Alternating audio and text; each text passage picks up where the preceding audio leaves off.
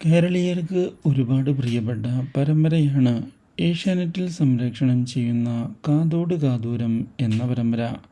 TRP റേറ്റിംഗിൽ 7ാം സ്ഥാനത്തുള്ള ഈ പരമ്പര ഒരിക്കൽ 2ാം സ്ഥാനം വരെ കയറി വന്നതാണ്.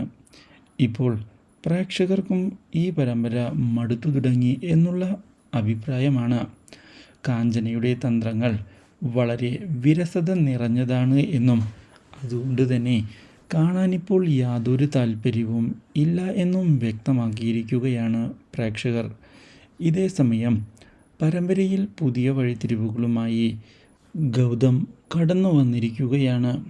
ഒടുവിൽ അഖിലയെ താൻ സ്നേഹിക്കുന്നുണ്ട് എന്നുള്ള കാര്യം തുറന്നു പറയുന്നതിനുള്ള തീരുമാനം എടുക്കുന്ന ഗൗതം ഇതേ തുടർന്ന് വെട്ടിത്തുറന്ന് കാര്യങ്ങൾ അഖിലയെ അറിയിച്ചിരിക്കുകയാണ്.